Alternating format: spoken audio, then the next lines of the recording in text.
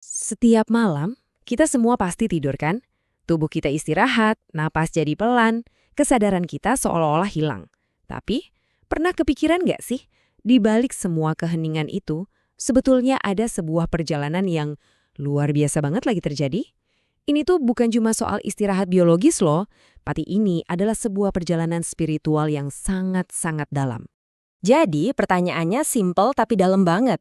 Kemana sih ruh kita pergi waktu kita tidur? Pertanyaan ini loh udah bikin banyak banget pemikir dan orang-orang beriman penasaran selama ribuan tahun. Ruh kita ini kan bagian paling esensial dari diri kita ya. Apa dia cuma diem aja gitu di jasad kita? Atau jangan-jangan dia lagi jalan-jalan ke alam yang sama sekali berbeda? Nah, ternyata Al-Quran ngasih kita petunjuk yang jelas banget soal ini. Coba kita lihat ayat ini. Di sini disebutin kalau Allah lah yang memegang ruh kita pas kita tidur. Jadi ini bukan proses yang acak ya. Ini benar-benar sebuah peristiwa ilahi yang diatur dengan sangat presisi. Jadi, poinnya di sini, tidur itu bukan cuma urusan fisik, tapi juga urusan spiritual yang sangat krusial. Oke, biar makin paham, kita coba lihat konsep ini ya. Tidur itu sering disebut sebagai kematian kecil. Kedengarannya mungkin agak dramatis ya, tapi sebenarnya ini adalah cara pandang yang dalam banget dalam tradisi Islam untuk ngejelasin apa sih yang sebetulnya terjadi sama kita. Nah, lihat deh perbandingannya ini. Menarik banget kan? Para ulama sering bilang kalau tidur itu saudaranya kematian. Kenapa? Soalnya mekanismenya mirip banget. Ruh kita sama-sama keluar dari jasad. Bedanya cuma di nasib akhirnya aja. Waktu tidur, ruh kita keluar sementara. Ikatannya sama jasad masih ada, tipis gitu. Dan atas izin Allah, dia balik lagi. Nah, kalau kematian, ya udah ikatannya putus total. Jadi bisa dibilang, setiap pagi pas kita bangun, itu kita sebenarnya lagi latihan buat kebangkitan yang sesungguhnya nanti. Oke, jadi kalau roh kita beneran keluar dari badan, terus dia pergi kemana dong? Nah, ini dia nih. Yuk kita telusuri bareng-barang perjalanannya. Inilah inti dari misteri yang lagi kita coba pecahkan. Jadi gini, begitu kita mulai terlelap, ruh kita itu pelan-pelan mulai lepas dari ikatan tubuh fisik kita dari dunia materi. Dia nggak lagi terikat sama yang namanya ruang dan waktu. Beda banget sama pas kita lagi melek. Dia itu masuk ke sebuah dimensi, sebuah realitas yang sama sekali beda, yang nggak bisa kita jangkau pakai panca indera biasa. Para sufi punya istilah khusus buat alam ini. Namanya alam vital. Gampangnya gini, ini tuh semacam dimensi perantara. Jadi, ini bukan dunia fisik yang kita tinggali sekarang, tapi ini juga bukan sekedar imajinasi atau alam bawah sadar kita loh. Nah, disinilah tempat ruh kita itu ketemu sama makna-makna, simbol-simbol, dan gambaran spiritual yang akhirnya kita kenal sebagai mimpi. Terus, apa aja yang terjadi di alam ini? Wah, pengalamannya bisa macem-macem banget dan penuh makna. Ruh kita bisa ketemu sama ruh orang lain, bisa yang masih hidup, bisa juga yang udah meninggal.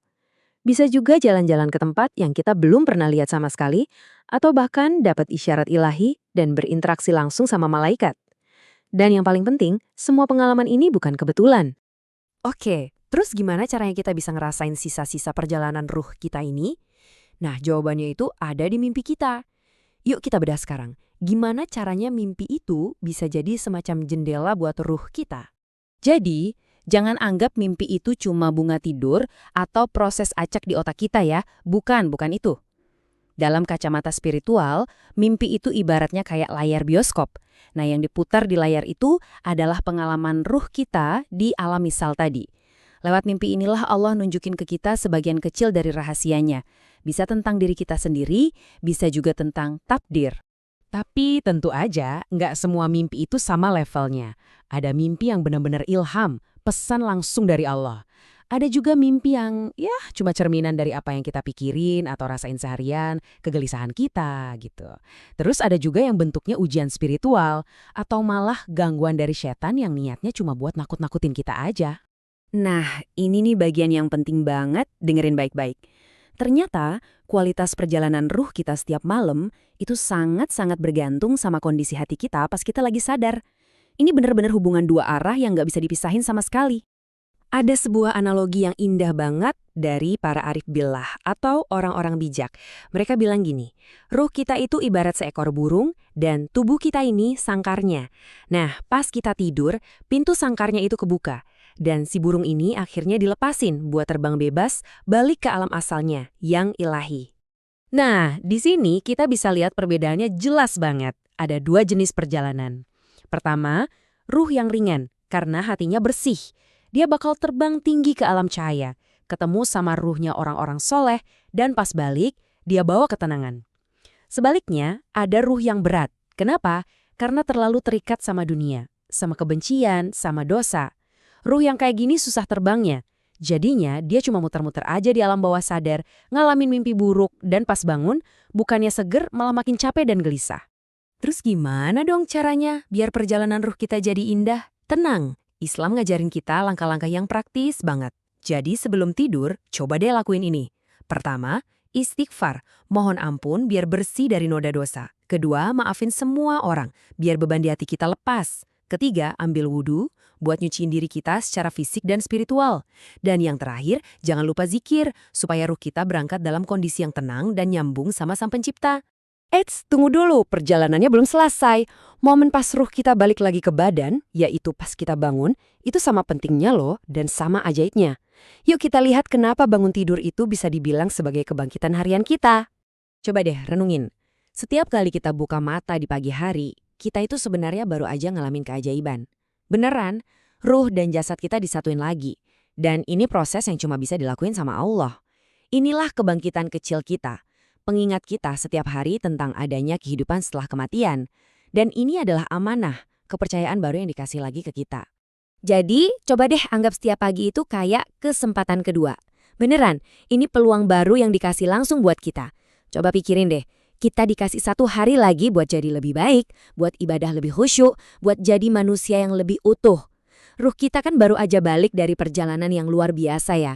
Seringnya dia bawa oleh-oleh, bisa energi spiritual, ketenangan, atau bahkan ide-ide baru. Nah, tugas kita seharian itu adalah ngejaga biar cahaya oleh-oleh itu nggak padam gara-gara kesibukan dunia. Nah, semua penjelasan ini akhirnya membawa kita ke satu pertanyaan buat direnungkan bareng-bareng. Kalau kita udah sadar kalau bangun tidur itu anugerah, sebuah kesempatan baru, pertanyaannya adalah, gimana cara Anda bakal memulai hari Anda besok? Apakah dengan penuh rasa syukur dan kesadaran? Atau, ya gitu-gitu aja, buru-buru dan lalai? Mulai sekarang, yuk kita lihat tidur bukan lagi cuma rutinitas, tapi bagian penting dari perjalanan spiritual kita. Dan cara kita bangun, itu yang nentuin arah perjalanan kita seharian penuh.